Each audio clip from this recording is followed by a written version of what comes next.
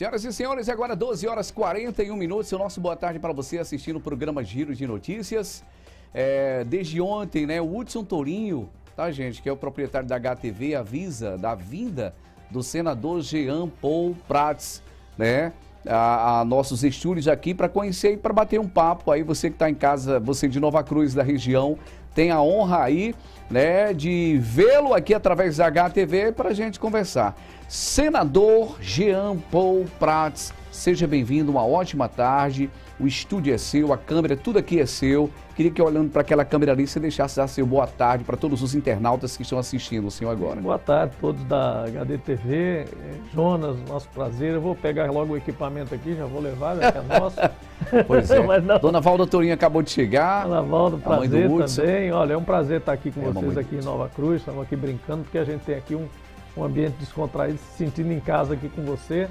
E à disposição aqui para a gente conversar um pouquinho sobre nosso trabalho pelo Agreste, nosso trabalho por Nova Cruz e o nosso trabalho pelo Brasil lá no mandato no Senado Federal, que é essa missão difícil que a gente assumiu de substituir a nossa querida governadora Fátima Bezerra, que exerceu os primeiros 4 anos dos 8 anos de mandato de senadora, e eu me coube, portanto, exercer os outros 4 anos, que agora, vamos agora para o último ano, né? E vamos brigar para a reeleição pelo Partido dos Trabalhadores como senador da República pelo Rio Grande do Norte. Pois é, senador Jean Paul Prats, filósofo. Você falou, eu falei só, dá uma boa tarde. Aí ele, pai, já chegou. Legal, mas é legal, sempre falante. Senador, seja bem-vindo à cidade de Nova Cruz, né? Com certeza daqui um pouquinho a gente vai estar abrangendo você que está aí. Poxa, tem algo que o senador trouxe para a cidade de Nova Cruz, para a região? Tem sim, você vai ficar sabendo daqui um pouquinho. Antes, vamos voltar a fita aqui um pouquinho, vamos lá para Mossoró. Pessoal, o senador, né, Jean Paul Prats, ele é natural do Rio de Janeiro. Isso. Né? Botafogo, é isso? Botafoguense de nascimento. Mas nasceu lá no bairro do Botafogo. No bairro Botafogo. E sou botafoguense. Parece que ele torce pelo Flamengo. Não torce pelo Flamengo, não, gente. Eu tenho Botafogo mesmo. Não me implique. É estrela, é verdade? Por causa da estrela? Estrela. Onde? Estrela do Botafogo, estrela solitária, branca e a estrela vermelha do Partido dos Trabalhadores. Olha aí, tá vendo, gente? Estrela. Não confunda, viu? Não confunda, não. Legal. Senador, aí a Vossa Excelência veio para o Rio Grande do Norte. Mossoró foi a cidade escolhida. Por que Mossoró? Jonas, eu vim trabalhar com petróleo, né? Sim, muitas pessoas vieram do Brasil todo, né? Pelo ciclo do petróleo, pela Petrobras, importantíssima para o Rio Grande do Norte, que infelizmente agora acabou de se despedir de vez do Rio Grande do Norte, agora na virada do ano. Ela fez a última venda dos seus ativos no Rio Grande do Norte, a refinaria Clara Camarão, a Monoboia, o terminal de carga e recarga de produtos lá de Guamaré. Enfim, a Petrobras está simplesmente fora do Rio Grande do Norte por obra e graça do governo Bolsonaro. E, a meu ver, é um grande erro isso, porque embora a Petrobras realmente pudesse ceder alguns campos menores, acolher a participação da iniciativa privada no setor de petróleo do Rio Grande do Norte, principalmente em terra, existe muita coisa para ser feita no setor de petróleo do Rio Grande do Norte, e a operação da refinaria é uma operação muito séria, muito delicada, significativa. E a grande surpresa que eu tive é saber que ainda na virada do ano, a empresa que comprou, isso em primeira mão para vocês saberem, a empresa que comprou a refinaria Clara Camarão junto com outros ativos da Petrobras, vendida na xepa, preço de banana, já está vendendo o ativo, Jonas. Nossa. Você acredita? O cara comprou em 5 dias, já botou para vender a refinaria. Quer dizer, ele comprou para intermediar uma venda para outros. O Banco Safra já está com a procuração e autorização e o material, circulando material nas empresas de combustível para vender a refinaria Clara Camarão, porque ela acabou de ser vendida para esse grupo. Quentinha agora, né? Então não faz o menor sentido. Mas enfim, eu vim trabalhar em Mossoró por conta disso, né? Há 20 anos atrás, há 17, fixei residência em Natal, a capital do estado, e andei por esse estado todo, principalmente a região Alto-Oeste, a região do Oeste, a região do Vale do Açu, que a gente conhece bem, e depois assumindo a Secretaria de Energia, já no governo Vilma, toda a região do Mato Grande, Litoral Norte, Serra de Santana, o próprio Agreste também, que nós trabalhamos aqui alguma época, também prospectando aí oportunidades na área de energia solar e eólica. Enfim, acabei conhecendo todo o estado, algumas áreas bem mais do que outras, mas hoje, como estando na política também, aí todos os municípios foram visitados e todos receberam recursos. Uhum. Mas vamos lá, segundo as informações, né, 3 anos depois de ter chegado lá, Mossoró recebeu o título de cidadão. Foi. E com mais 3 anos ainda, o título de cidadão norte-rio-grandense. Exatamente. 3 anos foi o primeiro cidadão moçoroense, foi a primeira cidade que me deu o título de cidadão no estado do Rio Grande do Norte. Uhum. Não tinha sido ainda nem secretário, nem político, nem nada, foi pelos feitos justamente como técnico, né, como uma pessoa que trabalhava na gestão do setor de petróleo. Conseguimos incrementar a participação de royalties do município de Mossoró, foi graças a isso que a gente, mostrando serviço, fez jus ao título de cidadão. Logo depois também trabalhamos da mesma forma para várias outras cidades e para o estado do Rio Grande do Norte. Assessoramos governadores como Garibaldi Alves, Vilma de Faria, a montar o setor energético do Rio Grande do Norte. Por isso também fizemos jus ao status de cidadão honorário do estado do Rio Grande do Norte, pela unanimidade da Assembleia Legislativa. Inclusive os deputados que eram de oposição na época também votaram a favor. E depois não parou mais, né? Fiquei cidadão em Macau, cidadão em Carnaubal, cidadão em vários lugares. Aí como é que é? Vai sempre a cidade de Mossoró? Quando você chega lá, como é que é a relação com o pessoal? Mossoró e o Oeste e o Alto Oeste são as áreas que a gente tem mais reconhecimento normal, mesmo antes da política. Então é relativamente fácil o trânsito por lá e tal, e a gente tem sempre realizado muitas coisas pela região. E agora a gente tem que trabalhar em todo o estado e tem conseguido fazer isso. E é importante dizer isso mais uma vez, quer dizer, nós temos 2 anos de orçamento só, né, desse mandato. Sim. Temos ainda mais 2 pela frente, o próximo ano que vem e depois o outro, depois da eleição, também é a gente que define. E com emendas e recursos, o mandato do senador Jean já atingiu todos os 167 municípios. Não tem nenhum município, Jonas, que eu tenha deixado de fora nos 2 primeiros anos. Isso mostra uma filosofia nossa de vida e de atuação, que é não olhar para quem ao fazer o bem para as cidades. Então, a cidade não tem culpa se o prefeito é de um lado ou de outro, se é desse ou daquele, se a gente gosta ou não do prefeito, ou se o prefeito ou a prefeita gostam ou não de mim. A cidade recebe recursos, a gente dá um jeito, a gente conversa com a oposição, com o vereador, com grupos do PT. Estão abertos em com si, o próprio né? prefeito e prefeita, mas a gente destinou recursos para 167 cidades. Muito bem, está chegando o momento da gente conversar a respeito, né, das emendas em si para a questão da cidade de Nova Cruz. Gente, eu estava olhando aqui uma coisa interessante, né? Uma coisa assim, que eu queria que ele explicasse. Porque assim, o nome é Jean Paul Terra Prats. Aí agora subiu lá uma interrogaçãozinha. Por que terra? De onde vem terra? Terra do meu avô materno, né? Pai da minha mãe. A minha mãe era francesa. Quando, no meio da guerra, os nazistas invadiram Paris, ela morava com a mãe. E ela e a mãe saíram a pé de Paris, a pé, pegando carona, enfim, e em direção a Portugal, porque o pai dela era português, mas eles não eram casados. Certo. Então ela foi atrás do pai da minha mãe, meu avô Roberto Terra, né, é daí que vem o Terra, acolheu elas, colocou elas numa casa, um apartamento e tal, etc. Minha avó criou minha mãe praticamente sozinha, com a ajuda do meu avô também, mas como eu disse, não eram casados. E ela então foi mandada para um colégio na Inglaterra, aqueles colégios internos, né? Ela mandava o dinheiro e a minha mãe estudava lá, vivia sozinha lá no colégio interno. E nesse colégio ela foi recrutada por uma companhia aérea, porque ela falava vários idiomas. Era poliglota. E aí foi trabalhar como aeromoça. Porque como ela era francesa, falava francês. Foi morar em Portugal, aprendeu português, de infância, que ela foi quando ela tinha 8 anos de idade. Depois foi para a Inglaterra, aprendeu inglês. Então ela já tinha 3 línguas, depois mais o espanhol. Então eu também herdei um pouco disso dela e aprendi com ela também. Tenho as 4 idiomas. Você fala 4 idiomas? 4 idiomas. E ela, por isso, foi recrutada por uma empresa aérea americana, foi trabalhar como aeromoça, na época chamava aeromoça, hoje é comissário de bordo, né? Na época que as aeromoças eram assim, um negócio espetacular, que faziam tudo, né? Tinha que tratar de tudo a bordo, no avião, faziam até comida, né? A bordo, tinha que fazer comida a bordo, preparar drink, essas coisas. Então, ela trabalhou assim muitos anos, a vida inteira. E aí conheceu meu pai nos Estados Unidos, quando morava lá. Meu pai, por sua vez, é um gaúcho, que getulista e tal, é revolucionário de 30, meu avô. Meu tataravô foi governador do Rio Grande do Norte, do Rio Grande do Sul 2 vezes, chamava-se Júlio de Castilhos. Deve ter ouvido falar do Júlio de Castilhos. Governador, na verdade, na época se chamava presidente de província, né, porque era no Império. Então ele foi presidente da província do Rio Grande do Sul 2 vezes, lá atrás, tataravô. Ele chamava-se Júlio Prates de Castilhos. Daí veio o Prates. Ok. Né? E aí eu sou cruzamento desse negócio todo.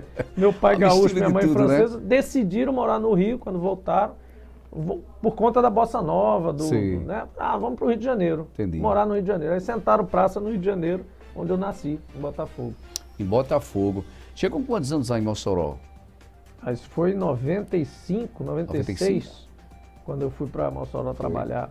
E aí já em 99, 2000, a gente já estava aqui morando parcialmente lá e cá. E aí quando eu assumi a Secretaria de Governo, da Secretaria do Governo de Vilma, que foi em 2007, aí eu troquei, a residência principal passou a ser no Rio Grande do Norte ao invés de ser no Rio. Um tempo eu fiquei nos dois lugares. Já morou fora do Brasil, senador? Várias vezes, já morei nos Estados Unidos, estudei nos Estados Unidos, estudei na França, morei na Argélia, no deserto do Saara, trabalhando 3 meses lá, morei na Índia, trabalhando numa refinaria indiana, próximo do Taj Mahal ali. Enfim, já rodei muito o mundo e já conheci certamente mais de 30 países diferentes, trabalhando também, palestra, estudos e tal. E com isso, somando conhecimentos, adquirindo conhecimento, trabalhando e coisa e tal. Muito legal isso. Teve uma hora que eu cansei também, disse, não, agora eu vou morar num lugar bom, ajudar os outros. E aí eu decidi realmente ficar aqui, ajudar esse setor de energia aqui. Inicialmente não tinha a menor pretensão política. E aí escolheu o PT. O PT surgiu na sua vida. O PT surgiu pelo seguinte, eu sempre fui um personagem de esquerda. Meu pai era ligado ao Brizola, Leonel Brizola, quando ele morava no Rio, foi governador em 82, foi eleito numa eleição memorável, né, que ninguém esperava. Ele chegou do exílio, ganhou a eleição, passou por todo mundo e ganhou a eleição, inclusive com uma tentativa de fraude que foi conhecida, né, o escândalo da Proconsult. Eu me lembro que eu acompanhei isso tudo politicamente, participei do movimento Direta Já, fui da política estudantil na UERJ, que é a Universidade Estadual do Rio de Janeiro, e lá trabalhei com o professor Darcy Ribeiro, né, inclusive na tentativa dele se eleger governador depois do Brizola em 86, se não me engano. Então eu sempre fui ligado à esquerda, ao trabalhismo, ao pessoal do Brizola. Quando eu vim para o Rio Grande do Norte, eu não vim como político, né? Trabalhei todos esses anos sem me envolver politicamente com partidos. Como surgiu a questão ajudando política? Os governos. Quando a gente começou a sentir naquelas manifestações de 2013 e em 2014 com a Copa, a história não vai ter Copa e tal, comecei a sentir que ia haver uma campanha contra o PT e contra o governo do PT. Sei. E aí eu senti realmente necessidade de dizer, não, peraí, a esquerda vai ser massacrada, vai ter um movimento contrário, vai ter um refluxo aqui. Sou soldado, sou guerreiro, estou aqui. Eu preciso estar ali à disposição. Envolvido. Eu me filiei exatamente em 2013, ano 13, né, do número do PT. Me filiei em 2013 e me preparei, me perfilei lá no partido, disse, olha, estou aqui à disposição. Né? E aí começou todo esse rebuliço, acabei sendo escolhido pelo partido, que o partido escolhe por eleição essas coisas. Fui escolhido suplente de Fátima para a eleição de 2014. Então fui escolhido em 2014 para ser o suplente dela.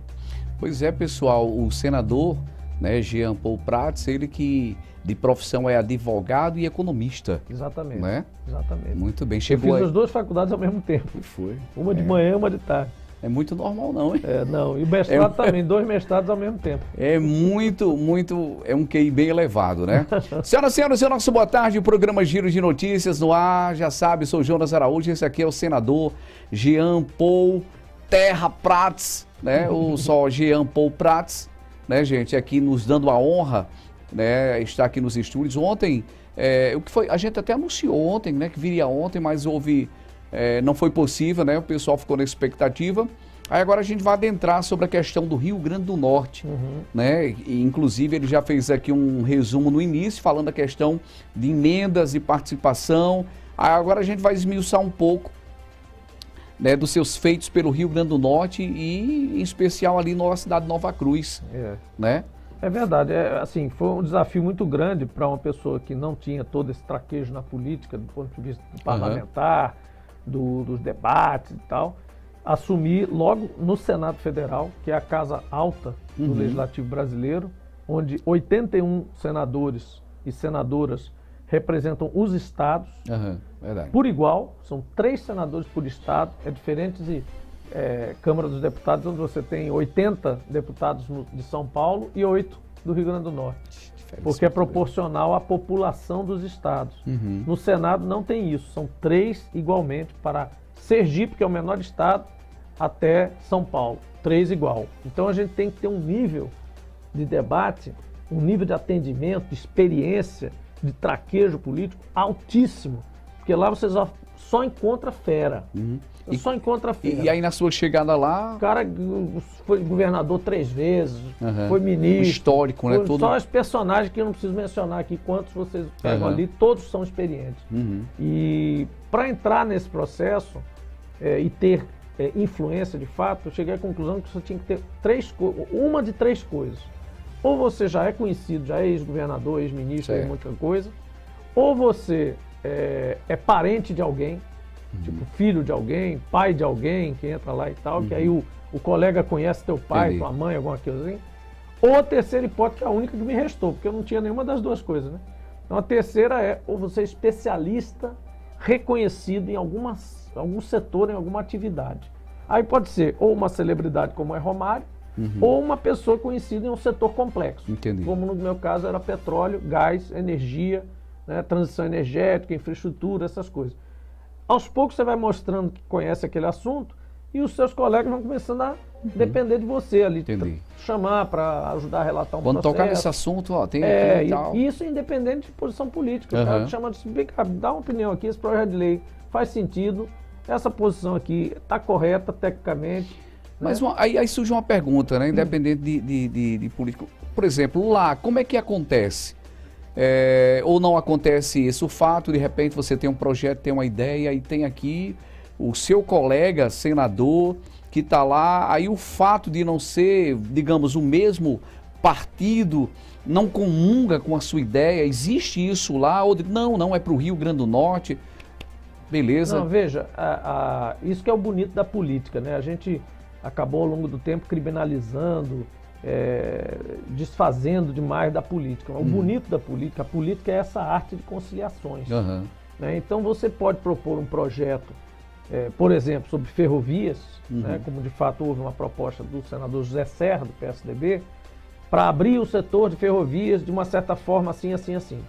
Aí a relatoria do projeto, que é o processo lá de legislação, você é o autor, aí cai na mão de uma outra pessoa que é o relator. Certo. O relator, qual é o papel do relator? É receber todas as críticas, todas as modificações, tudo que circula em volta daquele projeto de lei e transformar aquilo num novo projeto, alterando aquele projeto original ou até propondo um novo projeto, que é o que chama substitutivo. No caso das ferrovias, a relatoria caiu para mim. Eu fui o relator do projeto das ferrovias. Aí você diz, poxa, mas então peraí, um cara do PSDB fez um projeto, você chega lá, mudou totalmente para o outro lado. Não necessariamente, porque se você mudar totalmente, você perde o espírito do projeto original. Então o grande desafio, que não é fácil, não é simplesmente pegar o que é verde e virar vermelho. É você pegar aquilo e trazer mais para o centro, colocar as preocupações desse lado, daquele outro lado, da área técnica, dos trabalhadores, dos sindicatos. O bem comum. Todo mundo, dos patrões, dos trabalhadores, das pessoas que estão envolvidas com aquele setor, e aí fazer um projeto que vai conseguir o máximo de votos no plenário. Ora, o plenário também não é só de um lado, o plenário é de vários lados. Verdade. Aliás, não é nem de 2, é de vários. De muitos, Então a arte da política no legislativo é você trazer as coisas para o consenso, cortando, aparando as arestas o máximo possível e levando para o resultado que a gente teve no caso das ferrovias. Sabe como é que foi? Foi interessante, a gente levou quase 1 ano e meio relatando esse projeto, dada a complexidade dele. Mais de 70 estudos a gente analisou, fizemos 4 audiências públicas, tivemos mais de 40 reuniões técnicas ao longo desse período, fizemos o substitutivo, isso é importante porque Nova Cruz tem uma ferrovia que nós vamos recuperar. Mesmo? E esse projeto, porque esse projeto vai permitir. Esta lei sai para o plenário, relatada por nós, é votada unanimidade do pleno. Todos os senadores votaram a favor, nenhum votou contra. Aí ela vai para a Câmara, porque é bicameral, então vai para a Câmara. Quando ela vai para a Câmara, o que aconteceu lá? O projeto estava tão amarradinho, tão unânime, que nenhum deputado ousou apresentar emenda ou o relator aceitar qualquer emenda. Ele voltou para o Senado igualzinho como foi. Como foi elaborado. Nenhum dos 540 e tantos deputados ousou mexer no projeto. Aí voltou e foi aprovado e promulgado pelo presidente. Que interessante, né, gente? Pois é. Senador... Pois não? As ferrovias ajudam por quê? Porque nesse projeto nós colocamos um capítulo para a recuperação das ferrovias abandonadas. Certo, que é no caso, Nova Cruz. Até porque vem cortando, né? Se eu não estou enganado, passa ali, a gente ainda vê a estrutura de Montanhas, Pedro Velho, se eu não estou enganado. Todas têm estação, não é? Todas têm lugares. Vem lá de Nisa Floresta, lá da Papari, estação Papari, que hoje é um restaurante, etc. Ali passava o trem. A CBTU pegou um pedaço para fazer a linha branca, vai até justamente Nisa Floresta agora, está terminando essa obra agora, passa no Parnamirim, etc. E a partir dali para cá e para o lado da Paraíba, é uma concessão, mas só que foi abandonada pelo concessionário, não se interessa em tocar. Certo. E ele não se interessa por quê? Porque não tinha como devolver ele. Para devolver, ele tinha que recuperar a ferrovia. Olha como era a lei. Entendi. Aí fazia sentido, que o cara fica sentado em cima, não recupera e não devolve. A nossa lei vai propiciar que ele devolva esse segmento e o governo federal, ou esse ou o próximo, relicite esse ramal para um outro empreendedor pegar e investir. Por isso que a gente acha claramente que vai ter uma saída. Para o pessoal que está em casa, talvez não esteja compreendendo, falando sobre essa questão da estação férrea aqui da cidade de Nova Cruz. Então, assim, foi aprovado. A nova lei nacional. A nova lei nacional. Porém, já está em vigor, já está valendo. Agora existe uma previsão ou existe essa questão ainda aí dessa concessionária que você falou? Não, agora esse processo aqui de Nova Cruz, o governo, nós estamos pedindo isso ao Ministério da Infraestrutura, com o qual a gente tem até uma boa relação, o ministro Tarcísio, para fazer agora uma pressão em cima do concessionário, para que o concessionário então decida, agora vou operar ou vou devolver esse trecho para o governo relicitar. É diferente da ferrovia, a gente falou do Auto-Oeste, lá no Auto-Oeste também tinha uma ferrovia antiga que ia de Tibau até Souza, da Paraíba, saía do estado ali por Alexandria, cruzava todo o Auto-Oeste. Quem é do Auto-Oeste vai lembrar que essa ferrovia é bem conhecida e funcionou até mais ou menos os anos 80. Quando ela parou de funcionar, nesse caso de lá, a concessão foi devolvida. Então é mais fácil, porque lá só tem o direito de passagem, mas o governo pode licitar a qualquer momento esse direito de passagem para fazer uma ferrovia nova. Aqui não, aqui ainda vai ter que fazer a devolução e depois a ferrovia nova com nova licitação. Ou seja, não existe, né? Na verdade não existe uma questão de data. Isso é tudo um processo em si. Eu estimaria para você que a gente fazendo pressão, né, ficando em cima, inclusive vamos conversar sobre isso com o prefeito, com as forças políticas daqui e da região agreste como um todo, a gente consegue que a relicitação ou reoferta seja feita já em 2023. Se não, esse próprio ano que entra, o outro, a gente já consiga isso. Vai depender muito do empenho do governo federal de retomar o direito para poder relicitar. Mas é coisa curta, não deveria Eu não sei se o senador já conversou com o Hudson Tourinho a respeito disso. Inclusive, o Hudson estava até comentando outro dia que tem a estação, né, tem a linha e ele vendo a possibilidade de conseguir eu não sei se uma Maria Fumaça, né, para ficar... O bom dessa lei, Jonas, é que agora o empreendedor privado pode ter a iniciativa de ir lá no Ministério pedir autorização. Não precisa mais ser concessão. Entendi. Não precisa esperar uma licitação. Um particular, um grupo daqui mesmo, pode organizar um projeto e dizer, olha, nós queremos aproveitar essa linha e recuperar esse pedaço aqui. Nova Cruz, Paraíba. Ou Nova Cruz, Nisa Floresta, Paraíba. A gente quer fazer esse segmento aqui. Sim. Vai ao Ministério de Infraestrutura, que ele vai repassar isso com a NTT, e você recebe uma autorização direta para fazer esse investimento. Se ninguém mais estiver interessado, o Ministério consulta. Se tem alguém mais interessado? Não, não tem. Então, amigo, toma aqui. E pronto, você faz o seu investimento. Ok, senhoras e senhores, 13 horas e 6 minutos, meio-dia, ou melhor, 13 horas e 6 minutos. Lá vem eu, viu, Renê? Ai, Jesus do céu. Pois é, senhoras e senhores, aqui no bate-papo descontraído, ele bem à vontade, já está vindo ali de um almoço, de uma reunião, né, com o pessoal, com todos os representantes do PT. E falando sobre isso, agora a gente vai estar trazendo agora informações, senador, sobre a questão do Nova Cruz. Isso. Vamos falar do Nova Cruz. Atenção, você Nova Cruzense, se prepara aí, tá uma interrogação. Poxa, mas e o que o senador... tem alguma emenda do senador para a cidade de Nova Cruz? Você vai ficar por dentro agora. Vamos lá. Pronto, aqui está a minha fichinha de cola, porque são muitas coisas, né? Resumindo, o mandato do senador Jean colocou, nesses 2 anos, R$1 milhão, mais do que isso, 1.050.000 e mais a assistência estudantil do IFRN, né, que a gente tem um valor variável de 2021 e 2022. Então, certamente, aí mais de R$1.200.000 trazidos diretamente do nosso mandato, destinados a Nova Cruz. A saber, R$250.000 para pavimentação, utilizado aqui pelo prefeito para pavimentação de ruas. Nota aí, gente. Dinheiro empenhado. R$150.000 pagos do ano passado para equipamentos na saúde, saúde do município. R$200.000 para implementos agrícolas, principalmente agricultura familiar, empenhado esse recurso. R$150.000 já agora desse ano passado. Então teve lá aqueles, eu falei 150.000 do ano retrasado, 150.000 deste ano, também para custeio da saúde. Também esse está empenhado, o outro já foi pago. E uma grande novidade aqui que você vai gostar, 300.000 para a construção de uma areninha potiguar. Você sabe o que é isso? Uma areninha potiguar? Areninha tá ligado ao esporte? Exatamente. Lá no Ceará, o governador Camilo fez 200 e tantas areninhas, como governo do estado. Certo. A areninha é um equipamento de primeira linha para a cidade, muito mais do que uma quadra, poliesportiva, etc. É um campo de futebol, society, certo. De grama sintética, com alambrado, com iluminação para ser usado à noite, com vestiários. E a gente então incorporou esse projeto, adaptou para o Rio Grande do Norte. As areninhas têm dimensões oficiais, portanto elas permitem receber campeonatos nacionais e regionais, porque ela é da dimensão oficial, e elas são usadas pela comunidade em geral, administradas ou pela escola estadual. Quando a gente está fazendo os primeiros projetos, a gente resolveu fazer dentro de escolas estaduais, abrir um muro e tal, abrir a comunidade, e agora estamos expandindo, além das escolas estaduais, estamos expandindo para os prefeitos também, para eles poderem licitar.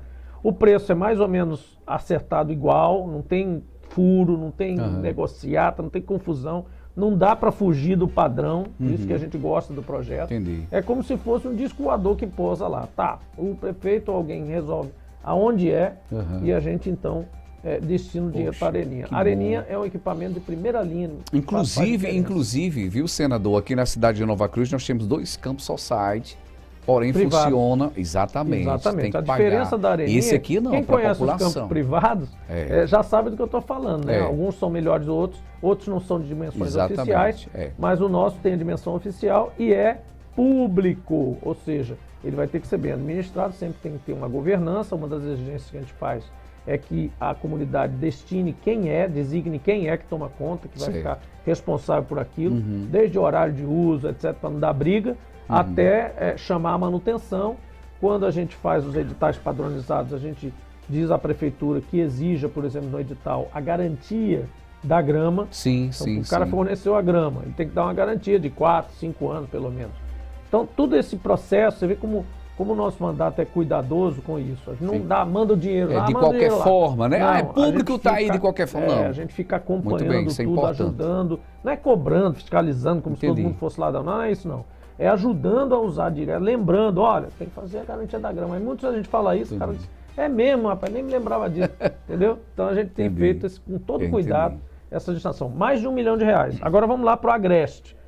No Agreste, a gente tem, como um todo na região, perfuração de poços, R$300 mil via SEMAR, que é a Secretaria de Recursos Hídricos do Estado. Certo. Saúde, R$3 milhões em emenda impositiva e recurso extra, incluindo hospitais regionais, R$2,5 milhões para o Hospital de Santo Antônio, o Hospital de São José do Mipibu e a Policlínica de Canguaretama, que vai sair no lugar do hospital que teve que fechar, porque foi interditado. Não foi a governadora Fátima que fechou, não. Ele foi interditado pelo Ministério Público, aquele hospital.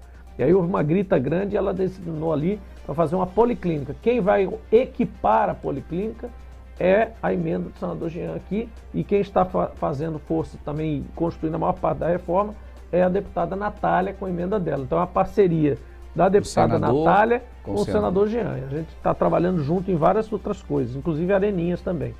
650 mil para a agricultura dos municípios, 500 mil reais para pavimentação de ruas, inclusive esse recurso aqui de Nova Cruz, 250. 2,2 milhões de reais em ônibus escolares, que é um programa do governo Lula, Caminho da Escola, que a gente manteve a duras penas aqui com dinheiro de emenda. Esse dependência do governo federal não tinha. E as areninhas, para todos os municípios da região agreste, valor total 900 mil reais até agora. Além dos recursos para assistência estudantil dos estudantes do IF, com Natália também, né? Mas na nossa parte, isso dá um total, Jonas, para a região agreste, de mais de 10 milhões de reais destinados pelo nosso mandato.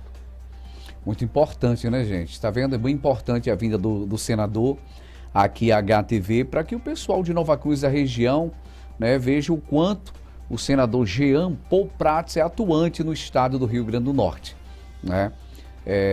Veio para Mossoró, começou ali a trabalhar, né? E daí então pouco tempo, 3 aninhos depois já se tornou-se, já recebeu o título, com mais 3 anos para frente, ele recebeu, com 3 anos chegou em Mossoró, recebeu o título de cidadão moçoroense.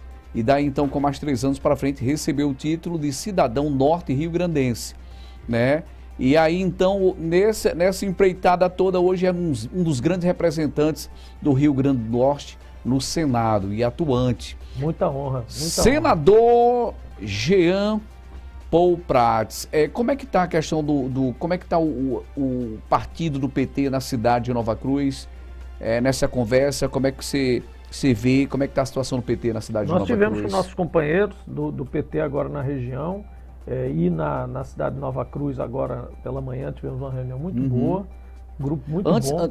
Perdão, antes de vir para Nova Cruz, você estava em Serra de São Bento. Isso, estava em Serra de São Bento, estava em Montanhas, ontem tivemos também tivemos em Japi no começo da semana, já no Japi dos Medeiros. Atrás, Japi, tivemos aqui em Pacifica, né? Lagoa Danta. Tivemos aqui Lagoa Danta, muito importante, a gente teve uma reunião muito bacana lá. Então a gente está aqui rodando na região há 2 dias, né? E o Partido dos Trabalhadores, não só aqui como em todas as cidades que nós temos trabalhado muito com os companheiros do partido, os companheiros daqui de Nova Cruz também não é diferente, no sentido de detectar com o nosso olhar, com o olhar de partido que tem preocupação com o social, com a educação, com a saúde, com a infraestrutura do município para o bem-estar dos cidadãos, não para determinados fazendeiros, ou determinados chefes políticos, ou propriedade privada, nada disso, né? Com este olhar, a gente tem trazido estas emendas que eu mencionei, inclusive aqui, são emendas que justamente vêm e advêm aí da relação que a gente tem com os nossos companheiros do Partido dos Trabalhadores aqui também, bem como do bom relacionamento que a gente tem com o prefeito Flávio Beroy, que desde o início a gente tem conversado também, como a gente sempre conversa com os prefeitos e prefeitas, porque eles são justamente os mandatários que estão empoderados para fazer as coisas funcionarem. Aqueles que eu disse que botou para todos os municípios, aqueles que a gente vê que plantando não dá nada, a gente vai depois reconsiderar. Mas aqueles que a gente vê que a gente coloca uma coisa e ela acontece e faz diferença, a gente então volta a investir. Inclusive, né, o senador Jean Paul, ele teve aqui também, ele teve ali, né, com a governadora, né, quando estava para ser inaugurado o novo prédio da Central do Cidadão. Sim. Não é isso? Teve presente. Estamos juntos com a governadora desde a época, e a Central do Cidadão faz parte disso, né, do plano de governo. Eu fui um dos coordenadores do plano de governo de Fátima e fui um dos coordenadores do governo de transição, né? Antes de assumir o mandato, né, no lugar dela, lá no Senado, eu fiz aí 3 meses de transição juntamente com o professor Getúlio, que é hoje o secretário de Educação. Nós dois fomos os coordenadores da transição de governo, do governo passado para o governo de Fátima. E dentro desse plano de governo e do governo de transição, tivemos em contato com todas as áreas do governo, por isso a gente conhece bem aí as demandas e as realizações que Fátima e a sua equipe têm conseguido. A grande realização mesmo é a recuperação financeira do Estado, né? Porque a gente diz assim, olha, mas como é que deixa 4 folhas atrasadas, fornecedor, enfim, tudo aquilo que ficou pendurado aí para Fátima suceder o governo anterior. Como é que isso ficou desse jeito? É porque essas pessoas não têm essa preocupação de ver o Estado como provedor, o Estado como transformador, né? Eles acham que o Estado tem que ser mínimo. O Estado mínimo não resolve nada. O Estado mínimo deixa as prefeituras na penúria. O Estado mínimo, a saúde pública, vai para a miséria total. O Estado mínimo resulta em educação nenhuma para ninguém. Não teríamos IEFs, não teríamos escolas municipais e estaduais. Por mais crise que a gente possa passar, é necessário, Jonas, no Brasil, escola pública. É verdade. Não existe a possibilidade de você viver só com o Estado, com a iniciativa privada fazendo escola e fazendo saúde. Porque tem pessoas que não vão dar lucro nunca. Esse é o tipo de serviço que não dá lucro. E tem outras atividades que são atividades que, por caráter estratégico, também não podem ser privadas. Segurança pública, por exemplo. Então, o Estado é necessário. O Estado como estrutura, governo, coisa pública, ele tem que ser bem tratado, tem, claro, que ser vigiado, tem que ser vigiado. Nós não somos contra, a favor, absolutamente contra combate à fiscalização, auditorias, à corrupção. Tudo isso é super necessário. Agora, porque você erra aqui ou porque você tem um problema ali, você não pode condenar toda a estrutura, exatamente. Eu condenar toda a política, condenar a democracia e achar, quem está nos ouvindo aí, que for para um debate aí na mesa de restaurante ou em casa, os políticos são todos iguais, não pode. O Estado não serve para nada. Eu discordo também. A pergunta é muito simples, Jonas. Qual é a sua opção? Qual é a sua alternativa? O que é que você propõe?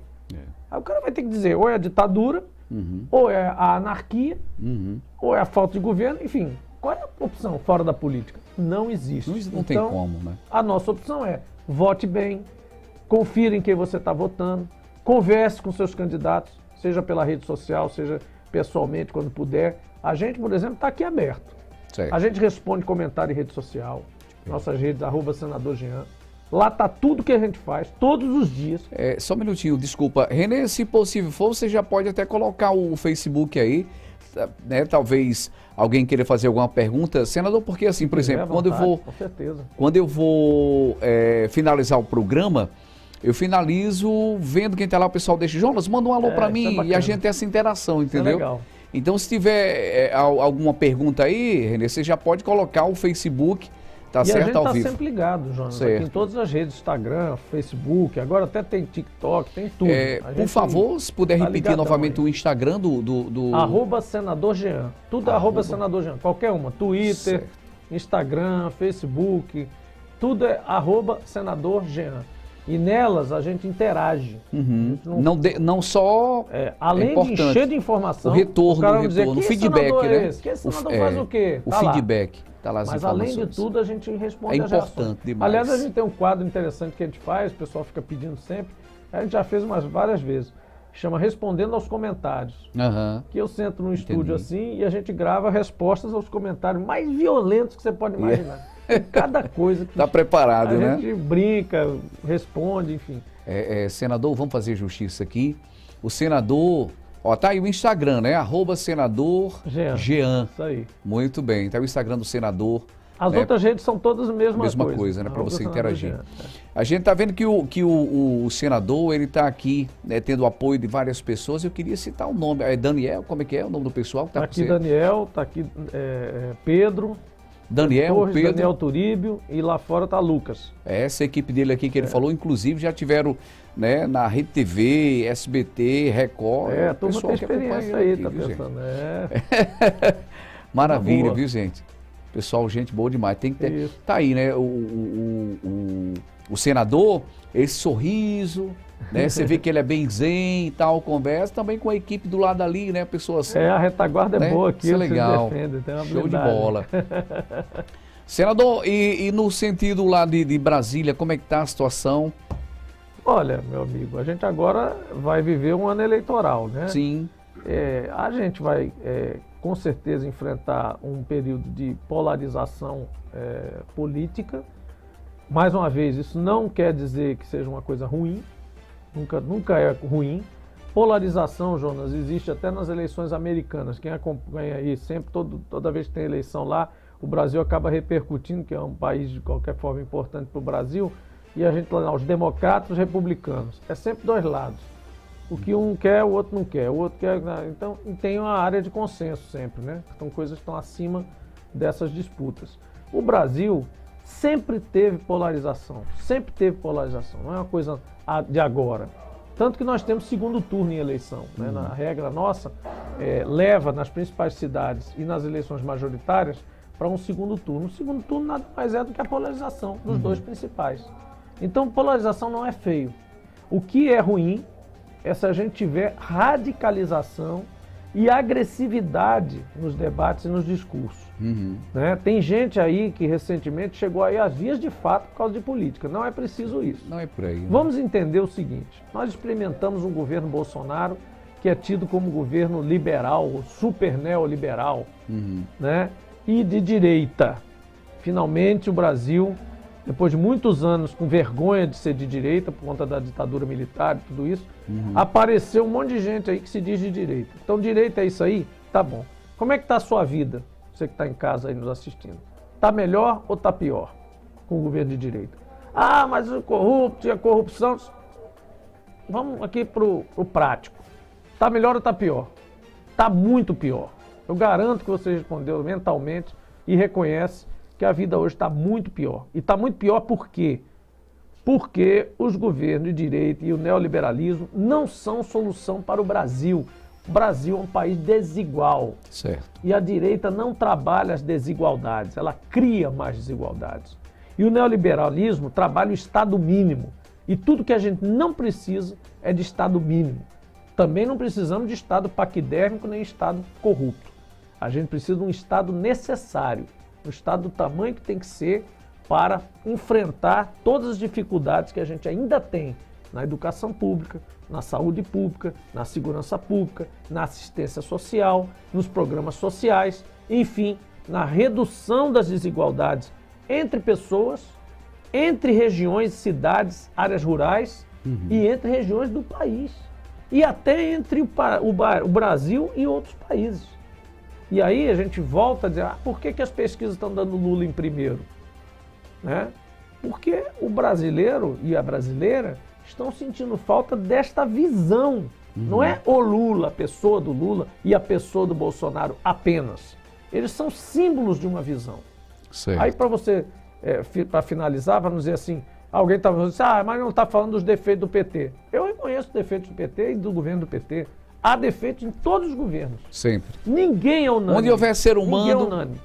Houve problema Petrobras, houve aqui, acolá, ok. Mas a investigação foi justa? Não foi. Ela extrapolou em muito uma mera investigação e punição de crimes de desvio ou de abuso ou qualquer coisa assim. Há muito tempo que ela extrapolou. Ela até pode ter começado como uma operação correta de justiça em relação ao Estado brasileiro e proteção dos recursos públicos. Mas ela extrapolou. Assim que Dilma ganhou a eleição de Aécio, aquilo virou uma outra operação. Uma operação caça-PT, caça-Lula. E foi isso que foi.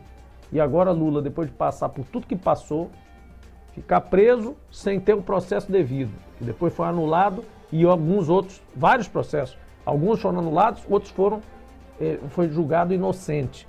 E os que estão anulados são inocentes também, porque processo anulado é nulo. Então não existe processo, não existe pena.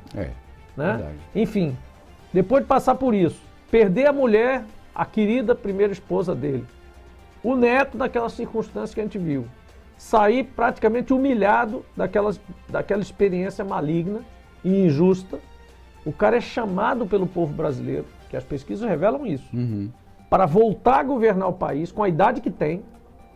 Você imagina, se esse homem fosse bilionário, um ladrão inveterado, ele estava querendo ser presidente da República de novo. Para pegar essa rebordosa que está aí. Verdade. Então vamos pensar, gente. É isso que eu digo. Os debates lógica, né? vão ter que ser feitos nesse ano na base da pergunta. Quando o cara vier com uma tese muito radical, você pega e faz uma pergunta. Qual é a opção? O que é que você prega? que você acha que tem que ser? Porque o que está aí não está dando certo. Esse vai ser o ano de 2022. Senhoras e senhores, 13 horas e 26 minutos, bate-papo legal, maravilhoso, né, com o senador Jean Paul Prats. A gente nos deu a honra. Senador, estamos chegando ao final do nosso bate-papo. Suas considerações, olhando ali no olho, né, do internauta que está ali assistindo a Vossa Excelência. Fique à vontade para suas considerações meus amigos, finais. Minhas amigas e meus amigos aqui de Nova Cruz, a gente tem muito carinho por aqui, tem grandes amigos. Agora vou almoçar com um grande amigo daqui que trabalhou conosco, que é Wagner Porpino, que trabalhou lá conosco com a governadora Vilma, né? Ele era lá do gabinete. E vou estar com a família dele agora, almoçando aqui. Volta e meia a gente anda por aqui. Eu já andei muito por aqui, mas não era conhecido, né? E agora tem que ser conhecido. Então, você agora me conhece bem melhor. Eu sou o senador Jean, senador da República pelo Rio Grande do Norte. Sou pré-candidato pelo Partido dos Trabalhadores à reeleição. E vamos agora seguir em frente, tentando, nessa luta por recurso, por mudar o país, por melhorar a vida das pessoas, continuar aí nesse embate por 8 anos. Nesse caso, senador, é um mandato de 8 anos.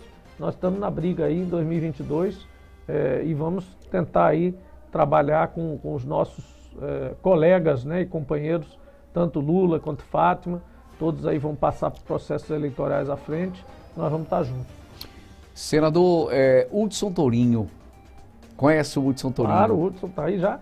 Não sei se ele chegou ali, mas eu queria... Já chegou aí? Uhum. Queria que o senhor falasse um pouco sobre o Hudson Tourinho, né, o pouco que você conhece a respeito desse jovem aí, cheio de ideias, né? Eu acho que o mais importante do trabalho de Hudson hoje em dia é essa questão da mídia, da informação. A gente tem um período um período histórico do Brasil, onde a gente está vivendo uma acessibilidade muito simples aos canais, né? Então as pessoas falam o que querem, né? Recebem a informação de forma muito desorganizada. Uma iniciativa como essa, por exemplo, de ter uma TV, né, regionalizada, que fala das dificuldades, dos desafios da região, que debate uma região, é muito importante, porque a gente está vivendo uma mídia muito caótica, né? Exatamente. Houve um tempo, não sei se você se lembra, que a gente tinha só a TV Globo e 2 ou 3 programas em outras TVs concorrentes, que todo mundo assistia, era a mesma coisa, né? Então o poder era muito concentrado. Quando você colocasse ali, passava o Brasil inteiro tudo igual, pasteurizado, igualzinho. Agora não, agora com mídias sociais, com tudo, cada um tem a sua vida, vê o que quer, a hora que quer. Agora tem o streaming, até novela você escolhe a hora que vai ver. Exatamente. As crianças, os adolescentes novos aí já tem outras experiências. Hoje você tem a escolha em si, né? Hoje você pode optar. Você escolhe o que você quer. Senador... Então vocês terem essa experiência aqui é um dos maiores exemplos aqui. Eu estou vendo aqui que o senador é jovem, não usa óculos, né? Eu já sou um ancião, já uso. Tá conseguindo enxergar ali o comentário de Hudson Tourinho? Você sabia que eu uso aqui uma lente no olho e outra sem lente. Um é para perto e outro para longe. Mas, Daniel, viu? Dá um reforço aí. O Hudson está dizendo o seguinte: tem um exame de vista aqui. Tem um orgulho do senador Jean. É um dos melhores parlamentares do nosso Congresso. Isso, tem conhecimento técnico e nunca foge de um bom debate. Sempre com respeito e com os bons argumentos. Tem mais aí? Uma aula, né? Uma aula da boa política. Muito bem, tá aí as palminhas. Isso. Obrigado, Hudson. Ele diz: temos uma boa representatividade no Senado Federal. Obrigado, viu, gente? Meu amigo. Obrigado. Ele está dizendo #Avante Senador Jean Paul Prats. Obrigado. Né? Tá Obrigado. É isso mesmo, a gente procura debater, inclusive com quem é contrário, de forma muito civilizada. Olha aí, ó, senador, dona Dalvanira, ela é da zona rural, ela está dizendo ali, ó, parabéns, senador, pelo seu trabalho. Obrigado, Dalvanira. Obrigado. Ganhou o dia. Obrigado, né? Obrigado mesmo. Que legal. Tem mais algum comentário? Não é isso mesmo, Renê? Por enquanto Show de bola, muito bem, pode voltar pra gente. Bom, nós vamos finalizar o nosso bate-papo, senador, né, já está com fome, o pessoal tem outros compromissos e desde já eu quero agradecer, perdoe-me, né, alguma coisa, a toda a sua equipe, pessoal maravilhoso, tudo de bom, que Deus continue te abençoando, grande abraço, tá certo, meu irmão? Tá Obrigado certo. Aí, Sucesso aí, muito bem. E recuperando a economia, trabalhando incessantemente pelo setor público e para ajudar também a criar um ambiente saudável para os investimentos privados. Você também que é empresário, empreendedor pequeno, médio, sabe que nós temos trabalhado como vice-presidente da frente parlamentar pela pequena e microempresa, né, lá com a presidência do senador Jorginho, senadora Cátia Abreu. Nós três trabalhamos incessantemente nesse período de pandemia para organizar instrumentos como o Pronamp, que é um financiamento muito favorecido e que nós ajudamos a viabilizar garantias financeiras do Estado brasileiro para que ele saísse para os pequenos empreendedores, né? Os empresários, você que tem barbearia, restaurante, mercadinho, tudo isso. Essa é a força motriz da economia do Rio Grande do Norte. Mais de 90% do giro do Rio Grande do Norte, econômico, comercial, é dos pequenos e microempreendedores. Então, você não se esqueça que você é trabalhador. Você não é patrão, como querem que você pense, ou que você esteja mais próximo do milionário do que do trabalhador. Então, o micro e pequeno empreendedor, Jonas, é um trabalhador. Aliás, você sabe o que eu estou dizendo, porque eu também sou. Trabalha até mais do que quem tem expediente e carteira assinada. Então, vamos estar juntos, o Partido dos Trabalhadores é de todos nós. 13 horas e 32 minutos, pois é, né? O senador, acredito eu que com certeza é uma pessoa incrível, né? Atuante no Rio Grande do Norte, cidade de Nova Cruz, em todo o Rio Grande do Norte. E vale a pena você conferir e refletir bem, tá certo? Nos deu uma aula aqui e sem contar também que quanto pessoa, uma pessoa incrível, né? E bem interessante isso aí, Obrigado. Tá bom? Foi uma honra, foi uma satisfação receber Daniel e toda a equipe. É Daniel? Daniel. Daniel e toda a equipe que está aqui assessorando o senador Jean Paul Prats.